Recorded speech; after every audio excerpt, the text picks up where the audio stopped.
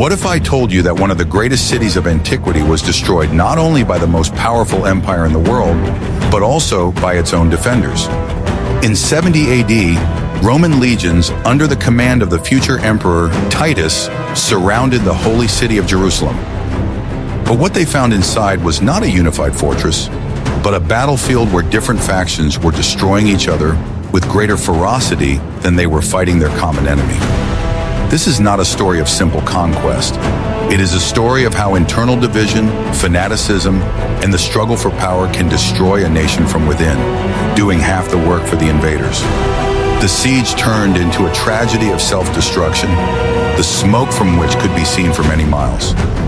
Watch the video to the end to find out how Rome wiped out not just a city, but the very foundation of an ancient faith, and why this conflict changed the course of world history. What the old archives hide sheds light on the true cause of this conflict. The great Jewish uprising of 66 AD did not erupt out of nowhere. It was the result of decades of growing tension between Rome and the province of Judea. The Roman administration often misunderstood or deliberately ignored the deep religious foundations of the local population. The appointment of procurators who were more interested in personal enrichment than in maintaining order only added fuel to the fire. Jewish society at that time was itself divided. There were different factions, from the aristocratic Sadducees, who were ready to cooperate with Rome, to the Pharisees who tried to preserve their faith under the new conditions. But a third radical force entered the political scene, the Zealots. They took an uncompromising stance, considering any authority other than divine to be illegitimate and calling for open-armed resistance. It was the actions of the Zealots and their more radical offshoots, such as the Sicarii, that became the catalyst for war. They saw any compromise as betrayal and any moderate leader as an enemy no better than a Roman. Their daring raids and attacks on Roman garrisons and citizens loyal to Rome made a peaceful settlement impossible. Moderate voices calling for caution were drowned out by war cries. The Roman Empire, which ruled the world from Britain to Egypt, could not afford to show weakness. Any uprising in one province could serve as an example to others. Emperor Nero, known for his eccentricity, took the news from Judea very seriously. He did not simply want to suppress the rebellion, he wanted to teach a lesson that would be remembered for generations to come. To accomplish this task, he chose one of his best commanders, a man who did not seek glory, but was known for his methodical approach and iron grip. That man was Titus Flavius Vespasian. His appointment meant that Rome was moving from police measures to full-scale, systematic warfare. Vespasian arrived in the east with 3 legions and a clear order, to pacify Judea at any cost. The initial stage of the campaign was concentrated in the north, in Galilee. Vespasian moved slowly but surely, capturing one city after another.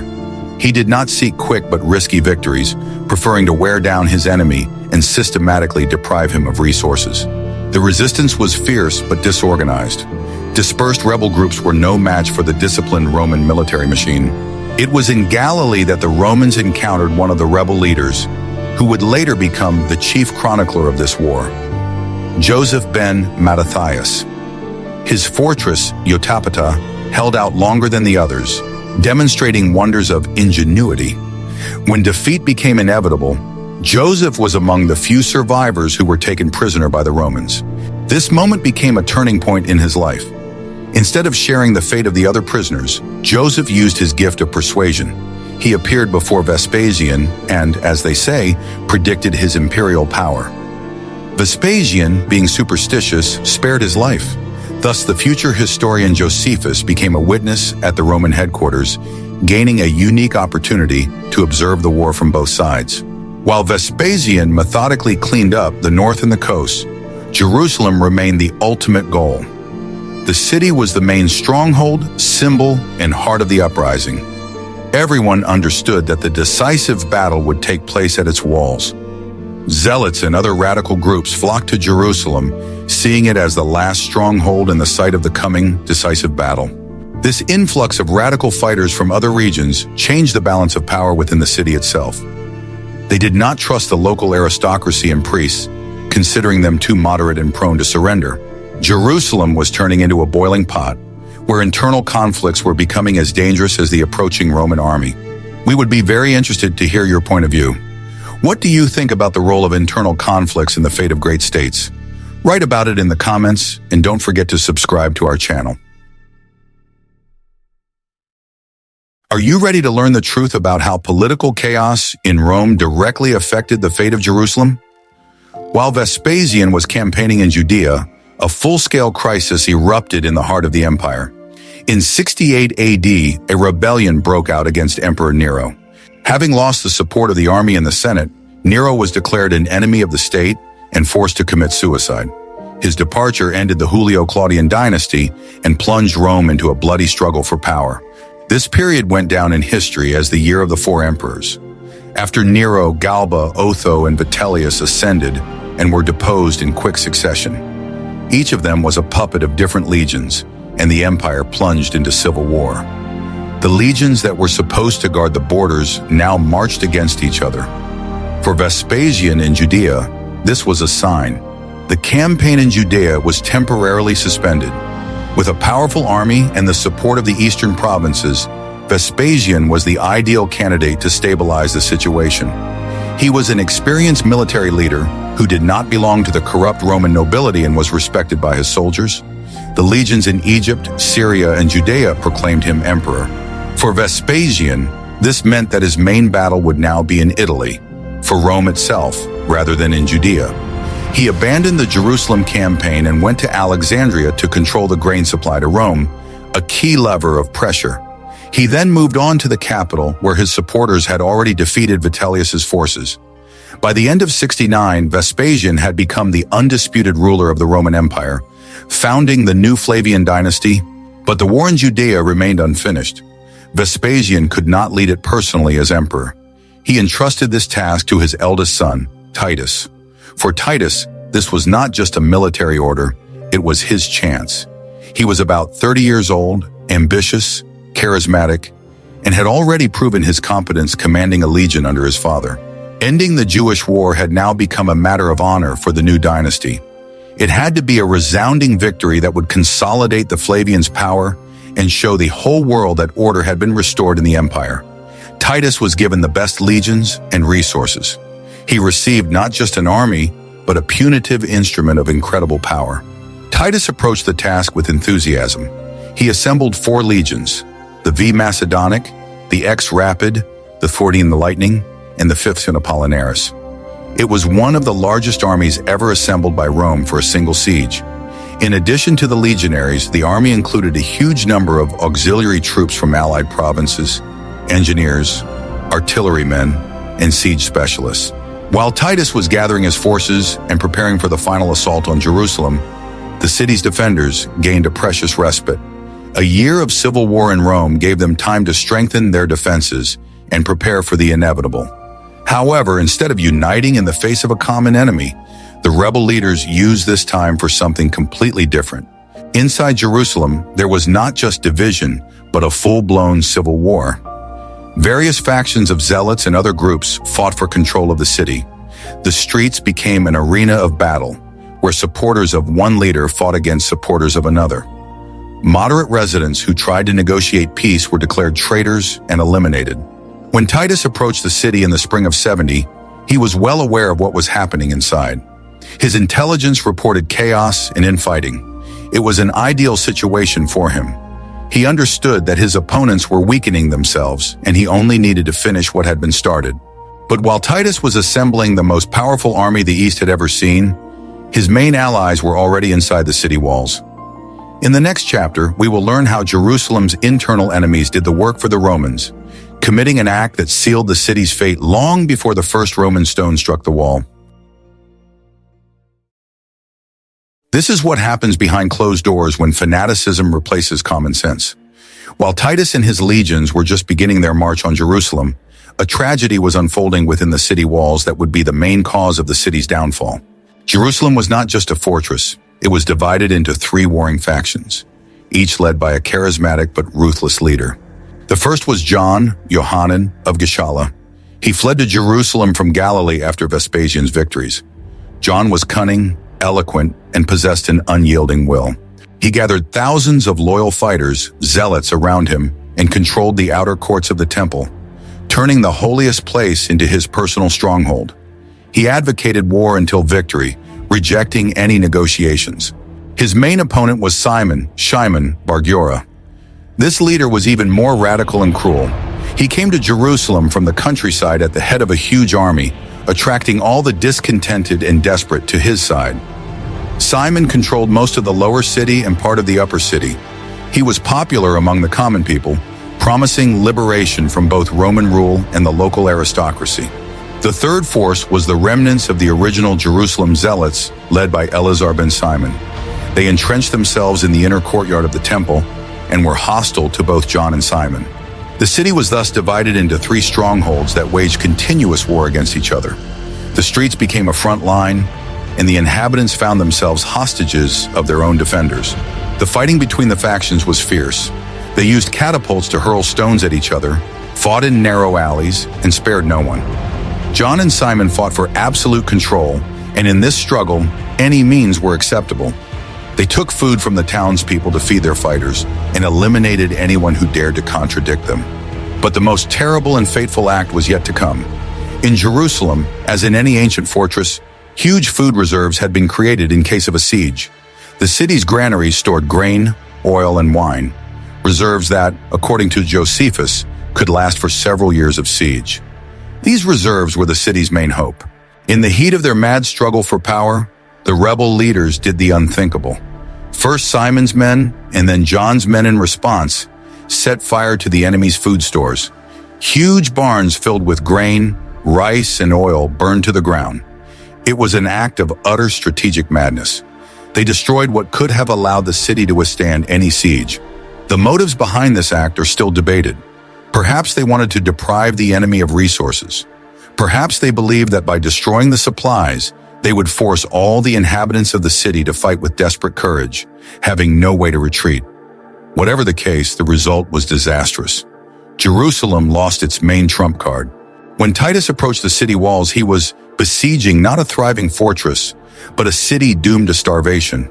The defenders were determined, but their fate had been sealed by their own hands.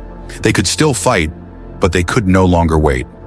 Time was now on the side of the Romans. This internal war had another effect. It completely demoralized the part of the population that still hoped for salvation. Thousands of residents tried to flee the city, but they were caught and returned as traitors. Jerusalem turned into a huge trap, where hunger was to become as terrible an enemy as the Roman legions. Josephus, who watched this from the Roman camp, was horrified. He wrote that the rebels had destroyed with their own hands what the Romans could never have taken by force. When Titus learned of the destruction of the warehouses, he realized that his task had become much easier. He no longer needed to storm the impregnable walls. He just had to wait. If you like how we reveal the hidden sides of great events, don't forget to like this video. Guess how long it took the Roman army to completely cut off a city of 1 million people from the outside world? In the spring of 70, Titus led his legions to the walls of Jerusalem. The sight that met the Romans was awe-inspiring. The city stood on hills, protected on 3 sides by deep ravines. But its main defense was its walls, 3 rings of powerful fortifications that were considered impregnable. Titus set up camp on Mount Scopus, north of the city, which offered a beautiful view of the Temple Mount. The initial plan was to use psychological pressure tactics. Titus lined up all his forces in full battle order, demonstrating the power of his legions, the brilliance of their armor, and their disciplined formation. He hoped that the sight of this indomitable force would make the defenders reconsider and surrender the city. However, this demonstration had the opposite effect. The sight of a common enemy standing at the gates caused the warring factions of John and Simon to temporarily forget their differences. For the first time, they joined forces for a joint sortie. The rebels suddenly attacked the Roman camp, taking the legionaries by surprise and nearly capturing Titus himself. This daring attack showed the Romans that there would be no easy victory. Titus realized that he was dealing with a fanatical enemy who would fight to the last. The psychological pressure had failed. He then resorted to classic Roman siege tactics. The plan was to breach the walls from the north, at the weakest point where there were no natural ravines. To this end, Roman engineers began building siege platforms. Thousands of soldiers and engineers set to work. They cut down all the trees in the surrounding area to build embankments on which the siege engines could be rolled up. It was a titanic task, carried out under constant fire from the walls. The defenders of the city, in turn, made desperate sorties, trying to burn down Roman buildings and hinder the work. Soon, Titus faced another problem. Despite the fact that the city was surrounded, small groups of people could still get in, delivering provisions or simply sneaking through the Roman cordons under the cover of night. The siege was incomplete. To finally suffocate the city, Titus made a decision that was astonishing in its scale. He ordered the construction of a continuous siege wall around the entire city of Jerusalem, a circumvallation line. This wall was to completely close the ring and cut off the city from any contact with the outside world. Tens of thousands of legionnaires were thrown into this construction. Working day and night, they erected a wall almost 8 kilometers long. According to reports, the construction of this wall took only 3 days. It was a demonstration of the incredible engineering power and discipline of the Roman army. The wall was reinforced with 13 forts where garrisons were stationed. Now Jerusalem was truly trapped. No one could enter or leave. For the city's inhabitants, this was the beginning of the end. The food shortage caused by the senseless burning of the warehouses was now absolute. Prices for all foodstuffs skyrocketed. The city, cut off from the world by the wall, began to slowly sink into darkness. Meanwhile, Roman engineers completed their siege platforms and rolled battering rams up to the walls. The steel ring was closed, and now the Romans were ready to launch a direct assault. Titus wanted the city, and he was prepared to use the full power of his legions to get it. The walls were closed, but to take the city, the Romans had to face the most advanced engineering of the time. In the next chapter, you will learn about the giant machines that crushed stone and how Roman technology clashed with the desperate ingenuity of the defenders. The Roman army was strong not only because of the discipline of its legionaries, but also because of its unmatched siege engineering. Against the massive walls of Jerusalem, Titus deployed the entire arsenal of the Roman military machine. It was a clash of the most advanced technologies of the era, a battle of engineers in which the fate of the city was at stake. The main striking force was the battering rams. These were not just logs, but complex mechanisms. Huge iron-bound beams were suspended on ropes inside a sturdy wooden frame resembling a turtle. Dozens of soldiers protected by this structure swung the battering ram, delivering monotonous, crushing blows to the same section of the wall. To protect against projectiles and fire from the walls, these siege turtles were covered with special non-combustible materials and water-soaked skins. But the main pride of Roman engineers were siege towers. These were real multi-story fortresses on wheels, often exceeding the height of the city walls themselves. These giant structures slowly rolled up to the walls on specially constructed embankments. Inside the tower were soldiers ready to storm the walls, while the upper platform was equipped with catapults and archers who fired at the defenders on the walls. When the tower got close enough, a bridge was thrown from it, and the legionnaires rushed straight at the enemy fortifications. The defenders of Jerusalem did not sit idly by. They responded with remarkable ingenuity and desperation. Against the battering rams, they used a cushioning tactic. They lowered huge sacks of straw or wool from the walls, trying to catch the head of the battering ram in them and soften its blows. In response, the Romans had to attach sharp hooks to long poles to cut off these improvised shock absorbers. The most effective defense tactic was sorties.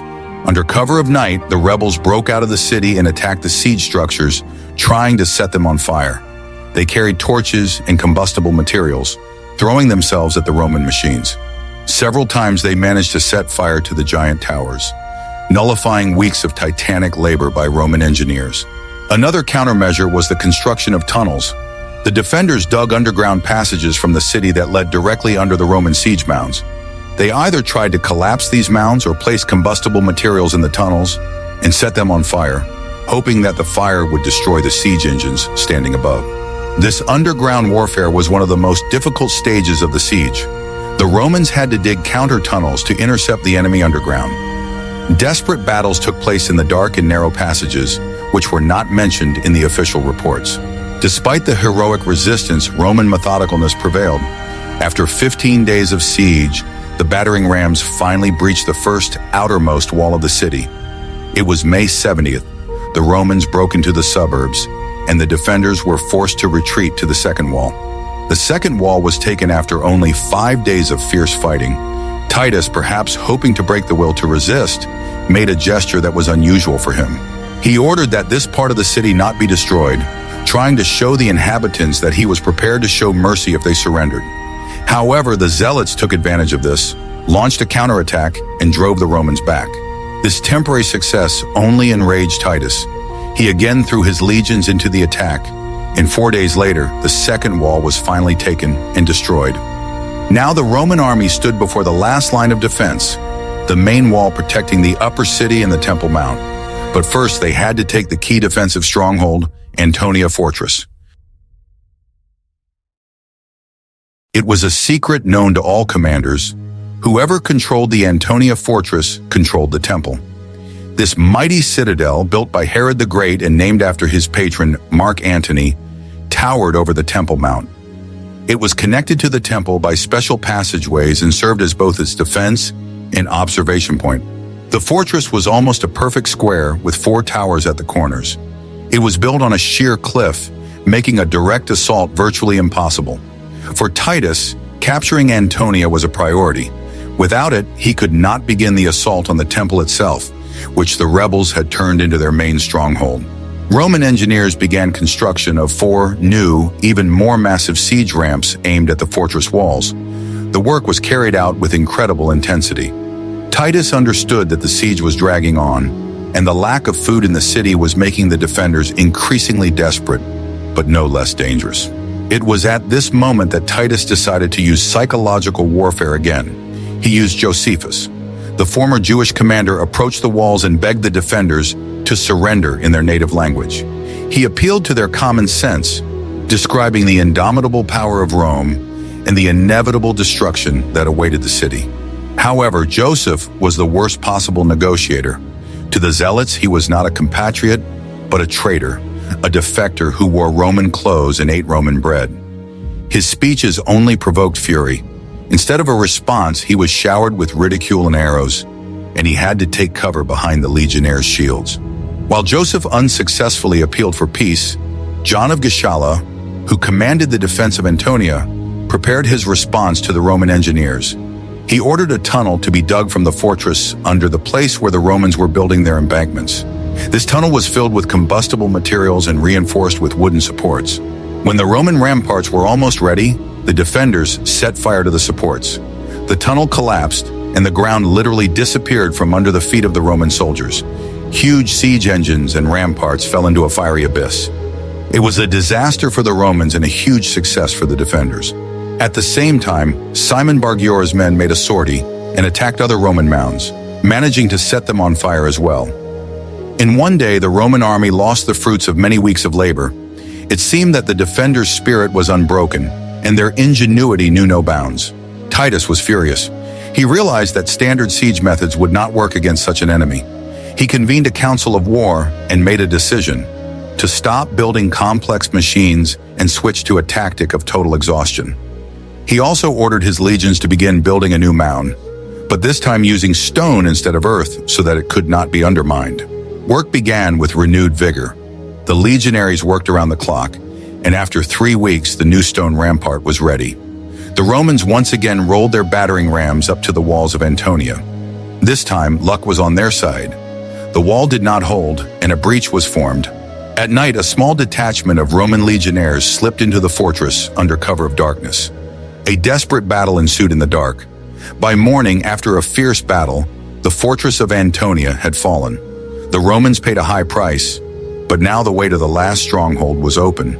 The fortress had fallen, and now nothing stood between the Roman legions and the most sacred place in the city. In the next chapter, you will learn about the fate of the temple. The capture of Antonia Fortress was the beginning of the end. Now the Roman legions and the rebels were face to face, separated only by the Temple Mount. The temple itself, one of the greatest architectural wonders of the ancient world, became the last stronghold. Its mighty outer walls and galleries became the front line. John of Gischala and his men retreated to the inner courtyards of the temple, vowing to defend it to the last. For them, it was no longer just a war for independence, but a holy battle. The Romans, in turn, faced a dilemma. According to Josephus, Titus did not initially want to destroy the temple. He understood its enormous cultural and religious significance and perhaps wanted to preserve it as a symbol of Rome's victory over Judea. Titus held a council of war to discuss what to do next. Some of his commanders insisted on an immediate assault using fire, arguing that as long as the temple stood, the Jewish people would not cease their resistance. Others, including Titus himself, were inclined to try to take the building by storm, but spare it from destruction. It was decided to first try to extinguish the fires that had already started in the galleries. However, in the chaos of battle, orders often lose their force. The fighting for the Temple Mount was incredibly fierce. The legionaries, exhausted by the long siege and enraged by the stubborn resistance, were eager to end the war.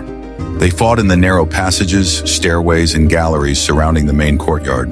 Josephus describes how the fateful moment came when one of the Roman soldiers, seized by some divine impulse, grabbed a torch and threw it into one of the windows of the temple building. The dry wooden structures instantly burst into flames. The fire began to spread rapidly throughout the building. Titus, upon learning of the fire, allegedly rushed to the scene and tried to give orders to extinguish the fire. He shouted and gestured, but in the roar of battle and the crackling of the flames, no one listened to him. On the contrary, the soldiers, seeing that the temple was burning, rushed to set fire to it in other places. They were convinced that only the complete destruction of this symbol would end the war. Other historians, such as Suetonius, give a simpler version, claiming that Titus deliberately gave the order for destruction, considering it a military necessity. Regardless of whether it was an order, an accident, or an uncontrolled impulse of the soldiers, the result was the same. The Temple of Jerusalem, the center of the Jewish faith for centuries, was engulfed in flames. The sight was terrifying. The huge building, covered in gold, burned like a giant torch, lighting up the night sky. The gold plates on the walls melted, and the molten metal flowed down the steps. The defenders, seeing their sanctuary perishing, uttered desperate cries and threw themselves with renewed fury at the Roman swords, preferring death in battle. For the Jewish people, this was not just the loss of a building, it was the end of an entire era. The temple was not just a place of worship, it was a place where, according to their faith, God dwelled on earth. Its destruction was a theological catastrophe, an event that overturned all their ideas about the world. Roman legionnaires breaking through inside discovered untold riches accumulated in the temple's treasuries. But their main spoils were sacred objects: the golden menorah, 7-branched candlestick, the table of showbread, and silver trumpets. These trophies would become the main symbol of Titus's victory. By the evening of the 9th of Av in the year 70, by tragic coincidence, on the same day that, according to legend, the first temple was destroyed by the Babylonians, only smoking ruins remained of the great building. The defenders were either killed or pushed back into the last part of the city that still held out, the upper city. With the fall of the temple, organized resistance in Jerusalem effectively ceased. However, the war was not yet over. Rebel leaders, including Simon Bar Giora and John of Gischala, along with the remnants of their fighters, managed to escape from the burning temple and take refuge in the last stronghold, the upper city. The upper city, located on a high hill, was the area where the Jerusalem aristocracy and nobility lived. It was surrounded by its own powerful wall and included Herod's palace, which was itself a first-class fortress. Here, among the luxurious villas and palaces, the Zealots decided to fight their last battle. The Roman legions, intoxicated by their victory on the Temple Mount, were forced to begin, in effect, a new siege. They again began building siege ramps, this time against the walls of the upper city. The work took about 3 weeks. The defenders no longer had the strength or resources for effective sorties or counter-engineering measures. Despair and chaos reigned inside the upper city. Thousands of citizens who had fled here from other areas found themselves trapped along with the rebels. The food shortage, which had already been catastrophic, now reached its peak. The city had exhausted itself. In early September, the Romans launched an assault. Battering rams broke through the walls and legionnaires stormed inside. This time, resistance was minimal. The exhausted and demoralized defenders could no longer stand up to the fresh and well-organized Roman troops. What followed was a methodical operation to establish control over the city. Roman soldiers advanced from house to house, suppressing the last pockets of resistance. The city, which had held out for almost 5 months, fell. Titus gave the order to raze Jerusalem to the ground. The victory in Judea was not just another military campaign. It was an event that established the new Flavian dynasty in power. Emperor Vespasian and his sons, Titus and Domitian, needed to make a statement, and so they staged one of the most lavish triumphs the Eternal City had ever seen. In 71 AD, a grand procession passed through the streets of Rome. At its head rode Vespasian and Titus, dressed in the purple robes of triumphators. They were followed by senators, magistrates, and all the Roman nobility. The city rejoiced, welcoming the emperors who had brought peace after a long civil war. The central part of the triumph was the display of trophies. The Romans carried models of captured cities, battle scenes, and huge quantities of gold, silver, and valuable fabrics captured in Judea on special platforms. But the main spectacle that caught everyone's attention was the treasures of the Jerusalem temple.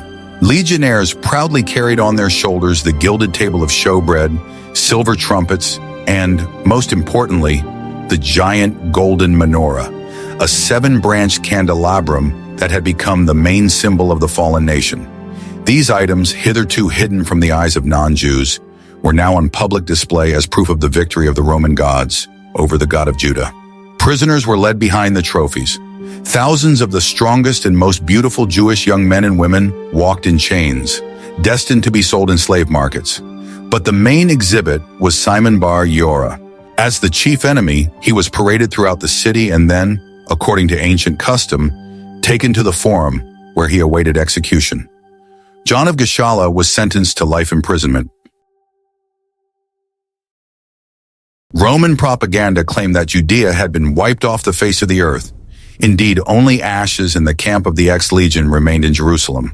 The region's economy was completely destroyed, and the population was scattered. The campaign had achieved its goal. The uprising had been suppressed with unprecedented cruelty. However, history has shown that wiping out a nation is much more difficult than destroying a city. Rome destroyed the physical center of the Jewish faith, the temple. But it was this catastrophe that triggered a fundamental transformation that allowed Jewish culture and religion to survive and be reborn.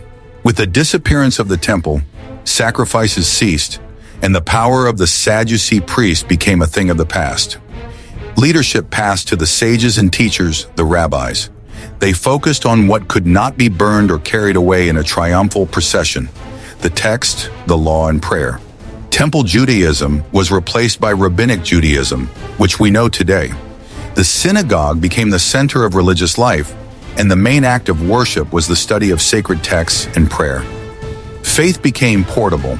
It could be practiced in any corner of the world where a community gathered. Thus, Rome's attempt to destroy Judaism by depriving it of its heart had the opposite effect.